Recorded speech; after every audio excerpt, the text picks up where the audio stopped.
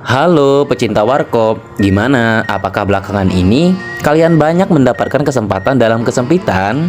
Kalau tidak, tenang saja, karena kali ini ada film warkop berjudul Kesempatan dalam Kesempitan yang rilis tahun 1985, di mana trio warkop kita di sini sudah memiliki pekerjaan.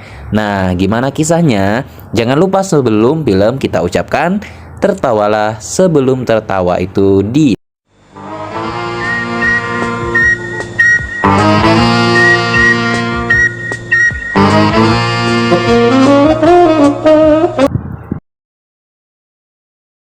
pagi yang cerah buat senam SKJ. Dono ikut nimbrung dengan dua sahabat cewek mereka, yaitu Tina dan Santi. Gerakan mereka bertiga amburadul dan asal-asalan. Makanya Kasino memberikan contoh yang benar dalam menikmati irama lagu agar menjadi lebih syahdu. Irama 3/4. Musik nyek nyek nyek nyek. Ding crek crek. Beberapa saat kemudian muncul Indro dari pintu depan yang langsung bercerita kalau baru saja ia terkena PHK dan tidak bisa membayar uang kosnya. Oleh karena itu, Indro mau menumpang sementara di indekosnya Tina dan Santi. Truk gandengan gini. Ayo buruan. Kasino sendiri bekerja sebagai penjual mobil dan motor second. Dengan keahliannya merangkai kata-kata nih, Kasino dapat menjual kendaraan dengan gampang.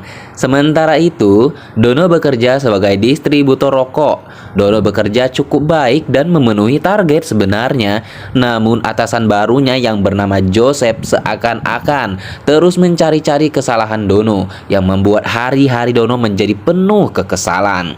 Karena kantor tempat mereka bekerja berdekatan, Tina datang mengajak Dono untuk makan siang bersama. Tapi apa? Joseph belum mengizinkan Dono untuk makan siang walaupun sudah jam istirahat. Malah Joseph yang berkenalan dan mengajak Tina untuk makan siang bersama. Ayo makan bareng Om, nanti Om beliin iPhone. Hoho. Di indekos, sebagai teman nebeng yang baik, Indro minta tolong sama Tina dan Santi agar mengizinkannya bertemu sang pujaan hati yang bernama Mona. Oke lah, Tina dan Santi setuju untuk tidak mengganggu pertemuan sakral tersebut. Beberapa jam kemudian, tepatnya jam 8 malam, Mona telah tiba menghampiri Indro. Indro menyambut dengan mengaku kalau indekos tersebut adalah rumah miliknya. Namun rencana tersebut tidak berjalan lancar bro, karena Tina dan Santi malah tidur di ruang tamu. Haduh. Aku memang sering nguap. Mau nguap aja.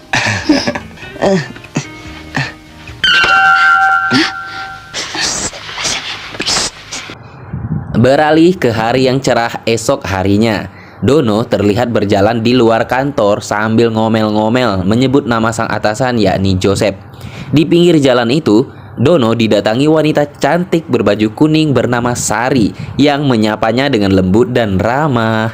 Namun kebahagiaan tak berlangsung lebih dari 5 menit. Kenapa?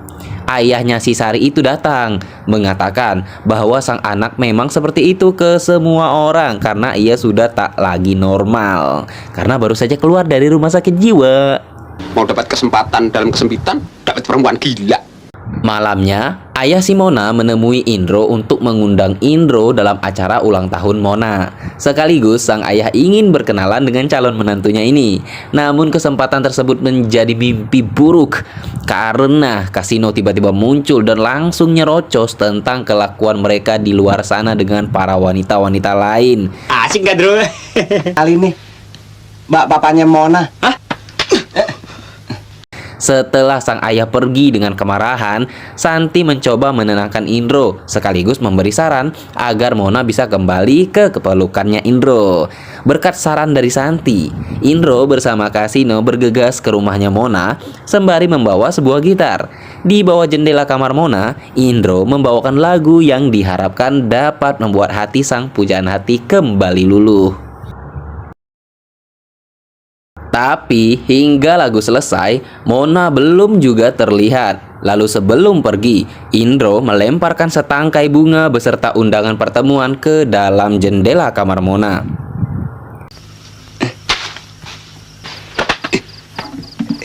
Sementara itu, karena Dono tidak lagi bekerja, Kasino, Santi, dan Nita mendatangi Joseph dengan sebuah rencana brilian.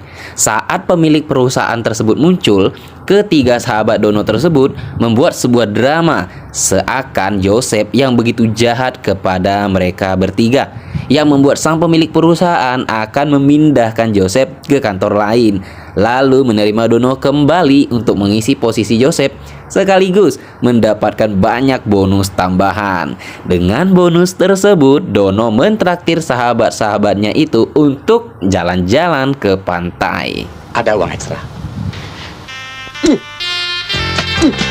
Selamat bekerja kembali. Aku menjadi bos kalian. Terima kasih. Selamat ya, Dok. Saya traktir piknik sama-sama.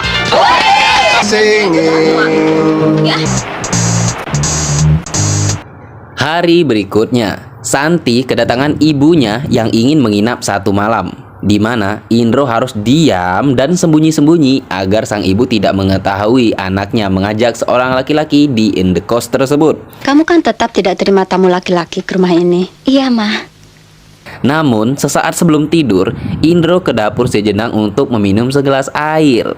Karena mendengar suara, ibunya Santi pergi menuju dapur, sementara Indro segera bersembunyi. Tim penertib datang lagi.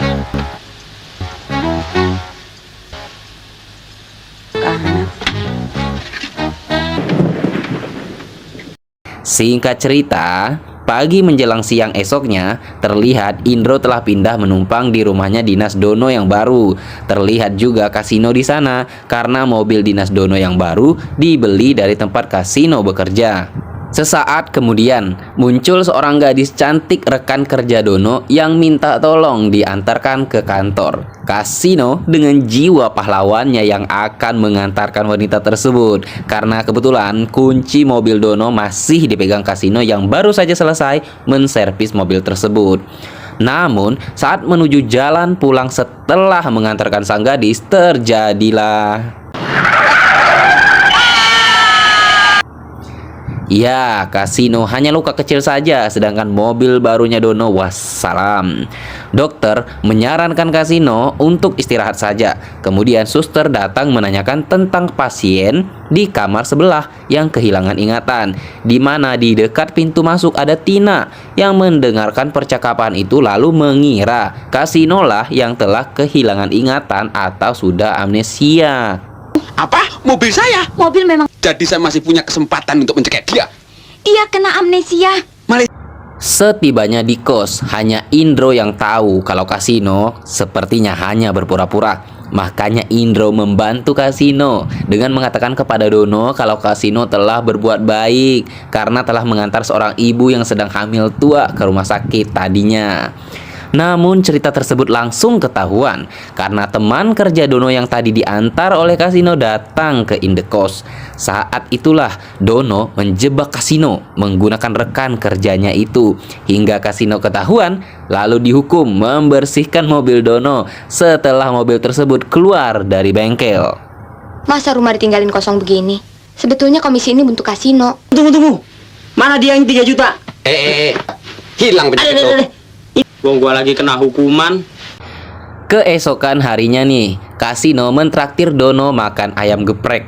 Karena kebetulan hari itu kasino baru saja menjual mobil rongsok dengan harga mahal kepada bapak-bapak bernama David.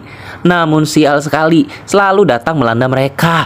Kebetulan anak dari Pak David tersebut mendengar cerita kasino. Pria kekar bernama Anton itu meminta kasino untuk mengembalikan uang ayahnya. Namun uang sudah diserahkan ke pemilik usaha penjualan mobil dan uang bonus sudah dihabiskan oleh kasino. Melihat sang sahabat mau dihajar, Dono membela dan dengan beraninya mengajak Anton duel di ring esok hari. Sekarang mau apa? Terserah. Kiring tinju. Setuju. Besok saya kabarin kapan kita siap. Singkat cerita, esok pun telah tiba. Dono dan Anton masing-masing sudah bersiap-siap nih. Tak lupa Dono meminta kecupan semangat kepada teman-temannya yaitu Tina, Santi, dan juga Lola. Dan pertandingan pun dimulai. Iya. Box.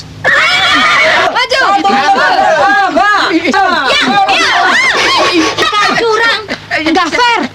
Ronde pertama, Dono sudah babak belur. Di babak kedua, setelah melalui banyak drama, akhirnya Dono lah yang jadi pemenangnya. Yeay!